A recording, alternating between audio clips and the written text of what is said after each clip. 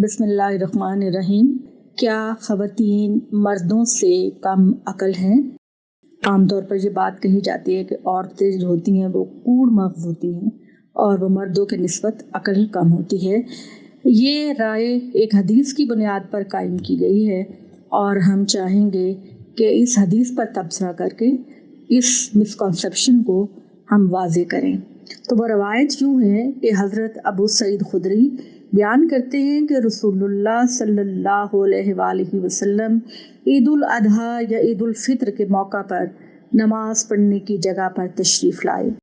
आप सल्लल्लाहु अलैहि वसल्लम ख़वातीन के पास से गुज़रे तो फरमाया, ए ख़वातीन के गिरोह, बावजूद नाक़िसातो अक्ल व दीन होने के मैंने तुमसे ज़्यादा किसी को मजबूत इरादे वाले मर्द को मक़बूतुल ख़वास करते नहीं देखा। उन्होंने कहा, ए अल्लाह के पैगम्बर सल्लल्लाहु अलैहि वसल्लम, हमारे मजहबी और दुनियावी अमूर में क्या नक्स है? आप सल्लल्लाहु अलैहि वसल्लम ने फरमाया, क्या औरत की गवाही मर्द के मुकाबले में आदी नहीं है? उन्होंने कहा, हाँ। आप सल्लल्लाहु अलैहि वसल्लम ने फरमाया, ये इसकी दुनियावी अमूर का नक्स है। फिर आपने फरमाया कि ऐसा नहीं है कि औरत जब हैज़ से होती है तो ना वो नमाज पढ़ सकती है और ना रोज़ा रख सकती है? उन्होंने कहा, हाँ बेशक ऐसा है। इस पर आप सल्लल्लाहु अलैहि वसल्लम ने फरमाया, ये इनके दीनी अमूर का नक्स है। आइए अब हम इसकी तफसील की तरफ जाते हैं और वजाहत करते हैं कि किस बुनियाद पर ये गलत फहमी लोगों के जहन में पैदा हुई। इस गलत फहमी के पैदा होने की वजह इस हदीस में अरबी की तरकीब नाक़िसातो अक्ल व दीन का गलत तर्जुमा है।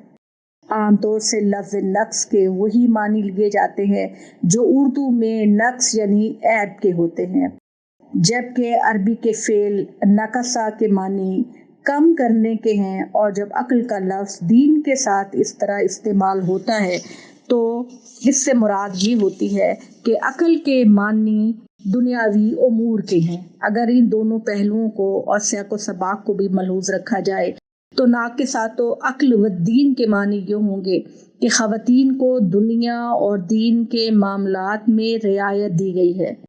दुनियावी अमूर में रियायत, जैसा कि इस हदीस में आगे बयान हुआ, ये है कि इन्हें बाज़ मामलात में ज़हमत नहीं दी गई।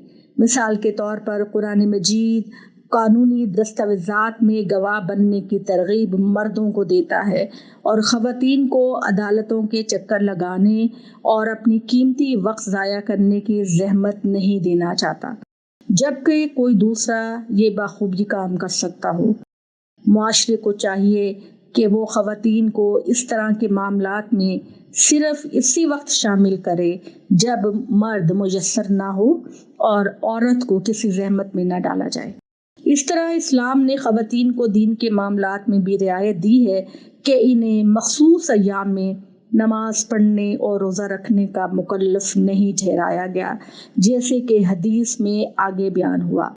यहाँ ये बात ज़हन नशीन करनी चाहिए कि ये ज़रूरी नहीं कि दो मुख्तलिफ ज़बानों में इस्तेमाल होने वाले एक लफ्ज़ के मानी भी एक जैसे हो। मिसाल के तौर पर लफ्ज़ गलीज़ के मानी अरबी में मजबूत के हैं, जबकि उर्दू में गलीज़ के माने गंदे के हैं। इसी वजह से कुरान मजीद सूरह निसा आयत 21 में निकाह को मिसाक़ गलीज़ा यानी मजबूत मुआहिदा कहता है। मज़ीद बरां जो लोग इस हदीस की बिना पर ख़वातीन को मर्दों से कम अकल समझते हैं, वो इस बात पर गौर नहीं करते कि हदीस में ख़वातीन को सिर्फ नाक़िसातो अक्ल नहीं कहा गया बल्कि नाक़िसाते दीन भी कहा गया। अगर नाक़िसाते अक्ल के मानी ये लिए जाएं कि ख़वातीन अक्ल में मर्दों से कमतर हैं, तो फिर नाक़िसाते दीन के मानी ये लेने पड़ेंगे कि जिस दीन की वो पैरवी करती हैं इसमें भी कुछ खलल और कमी है।